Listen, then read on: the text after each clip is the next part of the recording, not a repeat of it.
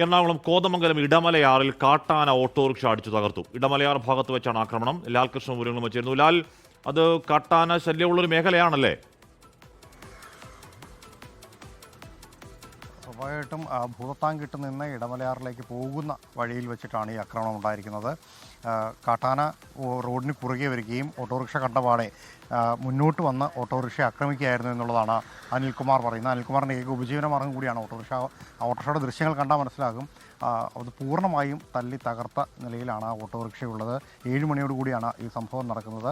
സംഭവം നടക്കുന്ന സമയത്ത് ആന ഓട്ടോറിക്ഷയെ ആക്രമിക്കാൻ വരുന്നത് കണ്ട് അനിൽകുമാർ ഓട്ടോറിക്ഷയിൽ നിന്ന് ഇറങ്ങി ഓടുകയായിരുന്നു. തുടർന്ന് ആന ഓട്ടോറിക്ഷ പൂർണ്ണമായും അടിച്ച് തകർത്തതിന് ശേഷം അവിടെ നിന്ന് പോവുകയും ചെയ്തു.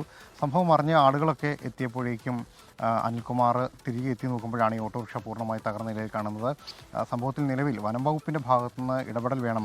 ഈ അനിൽകുമാറിൻ്റെ ഏക ഉപജീവന മാർഗം കൂടിയാണ് തകർത്ത ഓട്ടോറിക്ഷ. അതുകൊണ്ട് നഷ്ടപരിഹാരം അടക്കമുള്ള കാര്യങ്ങൾ ഉറപ്പാക്കാനുള്ള നടപടി വേണം എന്നൊരാവശ്യമാണ് ഇപ്പോൾ മുന്നോട്ട് വയ്ക്കുന്നത്. ലോകത്തെവിടെയായാലും ഏത് സമയത്തും 24 വാർത്തകളും ഓഗ്മെന്റഡ് റിയാലിറ്റി പാക്കേജുകളും എക്സ്പ്ലെയിനറുകളും വിശദമായി കാണാൻ ഞങ്ങളുടെ യൂട്യൂബ് ചാനൽ നിങ്ങൾക്ക് സബ്സ്ക്രൈബ് ചെയ്യാം.